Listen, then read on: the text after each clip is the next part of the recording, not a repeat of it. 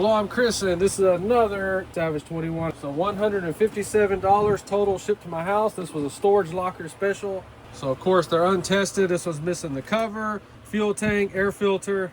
But we have another freaking body right here, which is crazy. This is gonna be my basher body for my 21 and 25. I bought it because I have another set of chrome wheels. These tires are in good shape. Worst thing about this one is it smells like freaking roaches. You know that roach infested house smell? That's what this is. It's nasty. And I should have enough parts to build a regular 21. I bought a parts 21 for the 21 for my other 21 that had a 5.9 on it. This is the one that has a real nice body and I fully restored.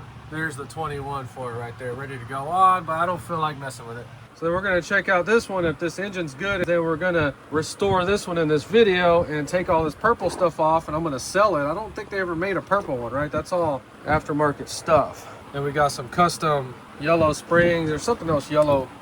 All the drive shafts are yellow on it. Dog bones, I don't know if they painted them or maybe that's a special brand. I don't know. We'll see what we end up doing with it. Let's just go through it. We're gonna test it all out right now in this video so that you have a really good idea on what to expect when buying these 20-year-old RC cars. So I actually have a freaking extra gas tank, fuel tank right there. Let's test these electronics out real quick. I don't freaking run these. I'm scared of them. It came with this freaking remote. Storage locker person just threw it in there. I have no idea what this is for. Somebody let me know. Is that worth something? I don't know. What is up with these people wrapping these up with freaking Band-Aids? It's the second one I've seen like this. They put this over a cup. Oh God, there's more. This is the kind of stuff that freaking crackheads do. Don't wire your RC car up like that. Look at this. God, I can't stand stuff like this. Oh, what a surprise. This one has reverse on it. I just get excited because that's an extra servo, a transmission that I could sell with reverse on it. I honestly don't care for reverse. All right, steering servo seems to work really freaking good. That's awesome. So the reverse servo seems to be screwed up. It's a traction servo in there. And then the steering works, but it makes a little bit of noise. Same thing with the throttle. So these two, I will reuse them. They seem okay. Oh my God, this is not freaking purple anodized aftermarket parts. They freaking painted the damn thing. Yep, and on top of that, it's a shitty paint job. They didn't even prime it. They just went over the metal. That'll cause it to do that kind of discoloration on the edges. So let me go ahead and just tear this engine down. I want to get this one started first. Let's see if it's locked up. It's not locked up. And it seems to have a decent amount of compression on it. So let me get that thing torn apart and we'll check it out.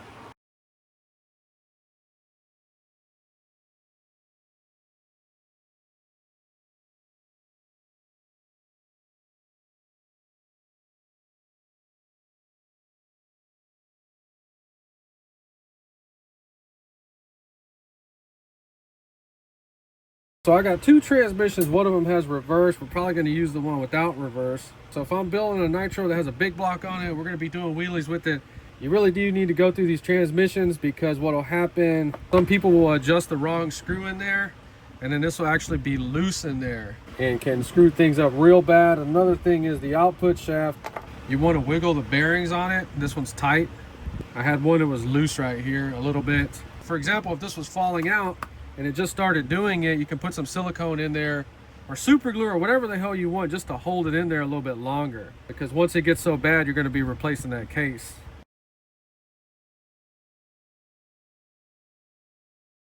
So some dumbass commented on one of my transmission videos that I was an idiot, didn't know what I was doing because I didn't put any grease on the gears. Well, none of these I've taken apart have any grease on the gears because you don't want it to get around your 2-speed and then keep that thing from working. But I do put grease where it's needed. I'll just put a few drops right here, white lithium, spin it. Just on that little ring and pinion. So a little bit goes a long way. That's freaking good to go. So the book said 10 weight for the shocks, but 15 should be fine. All right, so on the Savage shocks, we kind of top it off. And we need to be able to push that, compress it all the way in. And then you kind of want to top it off right there. So if you got bubbles in there, you get a safety pin or a needle and pop them like that. So you want to compress the shock and then top them off. All right, just make sure it has resistance through the range. If it gets tight right there, you didn't do it right because you'll bust these shocks. They'll split down the middle.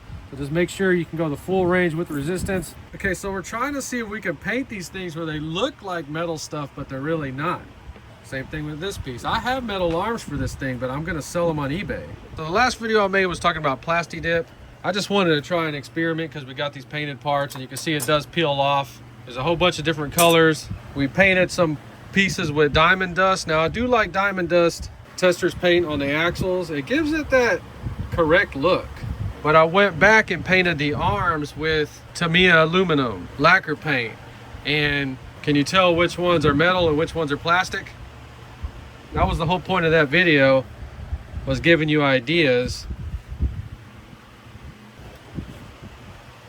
I'm not just some stupid loser that's trying to show you how to make fake parts. I have metal arms right there.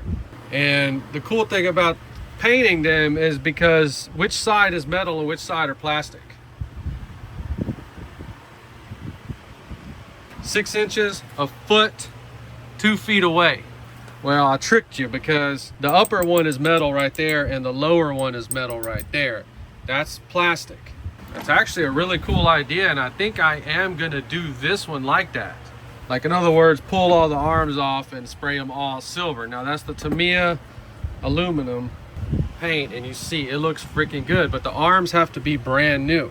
Lube Dave on eBay sells a whole set of these for under $20. So you could buy a brand new set, paint them with that Tamiya lacquer paint after washing them thoroughly good, and you could end up with something like that. So I also went in there and painted that kingpin part on that one just to experiment with it, and it looks good. There's nothing wrong with it. So I'm not bashing metal parts. I know people like them. I just think they weigh everything down, and I sell them on eBay, and they help fund these projects. And then on one side, we just went all stock. You see how I painted the little thing silver with the diamond dust. Looks real cool. Really liking those yellow springs. Same thing on that side with the silver axle. It looks really good like that.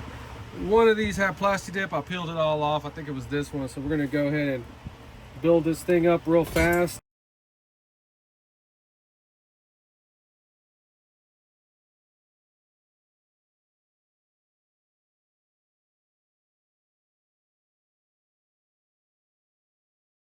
So the 21's back from Barry McKim Dip. We just blow it off with an air compressor and put everything back together. Look how clean that thing came out.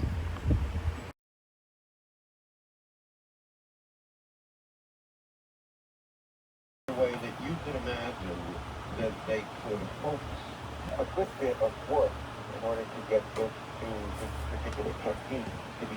All right, sorry for the radio, but we need to start this thing up. Factory settings on the carburetor. Oh my God. That's, oh my God. So right there, that tells me why so many people like this thing right here, because that was the quickest startup I've ever had in my Nitro RC experience so far. All right, let's try to start it back up. The fuel pump hose was disconnected. We could hear the RPMs kind of raise up.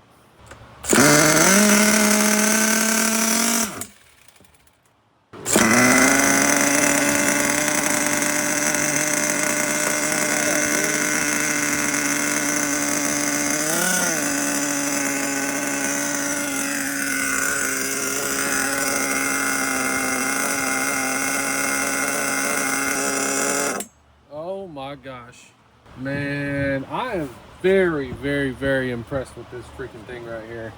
So one of the reasons I hate metal parts is that I know some of them are made well, but a lot of them you find are trash. So this one has excessive amount of play on there. That is unacceptable. That feels like garbage. And then the one that I painted, that's why I wanted to show painting, because we know, look at that, no play on it. That's freaking awesome.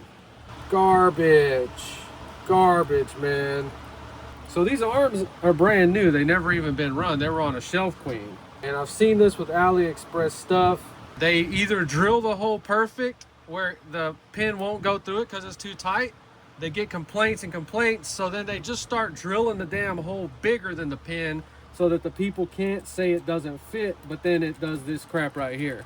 I'm not bashing all metal companies, just bashing those ones from AliExpress that don't give a damn and make trash like these on this truck. So these are only for a Shelf Queen. Yeah, so they don't have no names on them. Putting this crap on eBay, I don't care for it.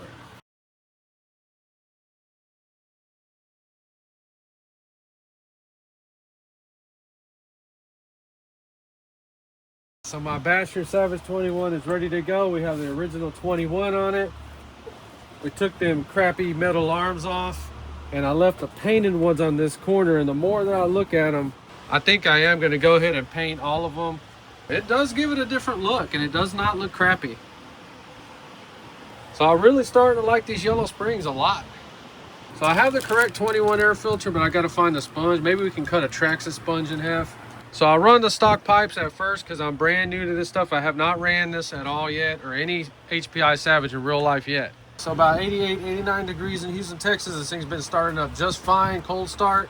Now what I've noticed about this one is it does like its 2mm air gap to start, and then I can knock it back down. This thing does not like to start with a small gap on there, so it should start up now.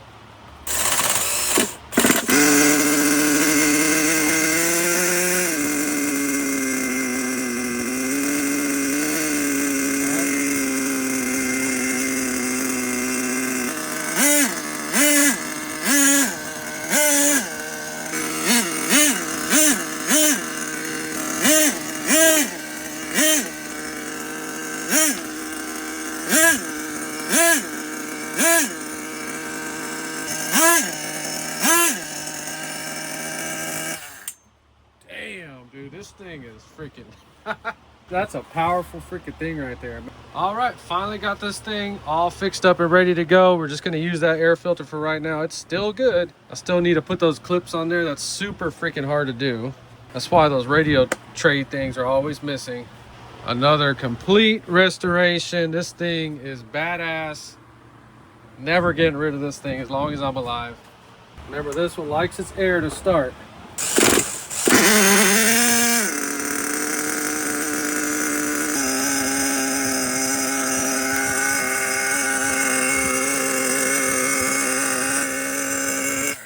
Well, there you go. Saved another nitro. If you enjoyed this video, please like and subscribe, and thanks for watching.